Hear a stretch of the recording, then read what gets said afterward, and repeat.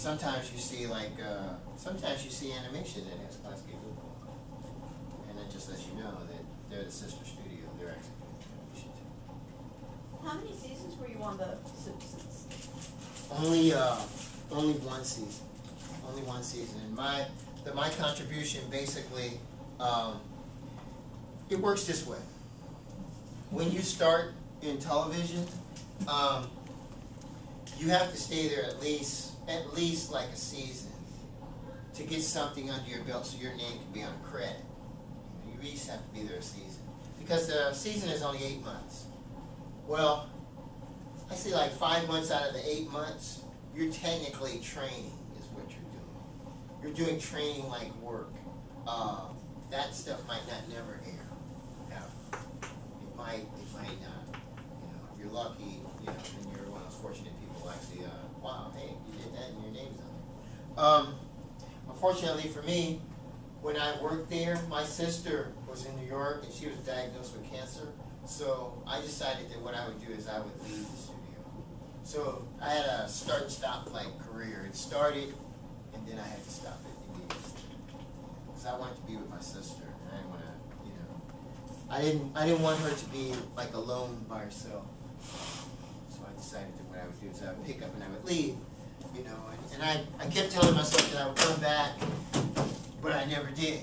You know, I just never did because she was diagnosed to actually like live for a year, and I kind of think that maybe because me being there, she actually lived the extra 2 or 3 years. You know, because she actually lived like 5 years longer than the diagnosis, and I kind of think it was because of me. I kind of think that. And that was the decision that I had to make. I mean, I was.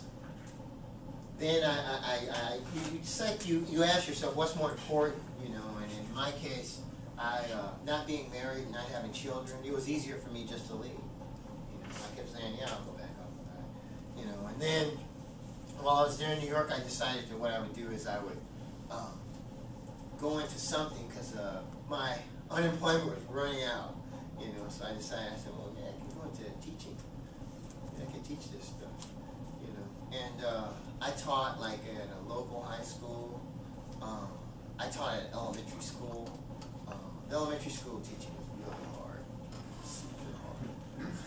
If you really want to take a tough job, if you really want to learn how to teach at an elementary level, and that'll give you all the steadiness you need. If you're going to teach at an elementary level, don't teach at the second grade level. That's the toughest of all. You know, that's they say 6th graders and everything else is hard. 2nd grade is the hardest of all. Nothing is harder than 2nd grade. 2nd grade is because the little kids, they're not they're impressionable and they're aware enough till you can't fool them. You know, so if you threaten them, you have to stay with you have to commit to the threat. You know, you say, I'm going to tell the principal on you, and if you don't, then they'll remember that forever. And the bad student can always encourage a good student to come on board with them at any time.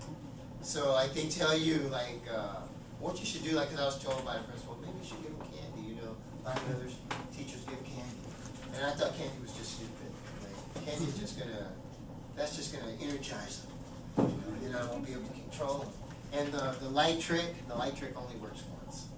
It only works one time. Turn the lights off the second time and try to calm the class down, that didn't work. You turn the lights off, they go, ooh! It doesn't work anymore. It's not effective, it doesn't work. You know. So yeah, I did that for like maybe a year and a half.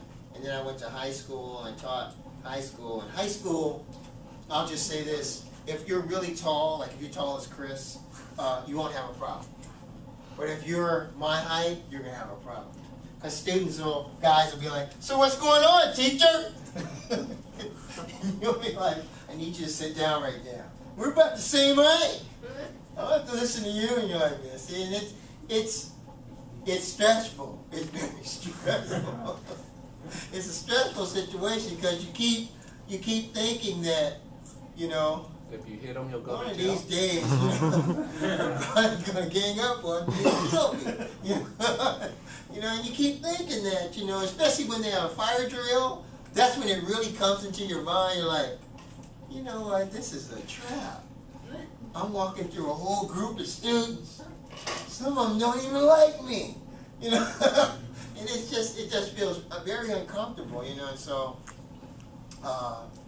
when I was sending out like resumes to actually trying to get into a college level teaching, and ironically, this school and the University of Chicago were the two schools that gave me a response, and they flew me down here to interview, and they told me they kept telling me they won me over because they made me believe that there was more on the 5th floor than what I thought, what I could see. Because everything they said, I'm like,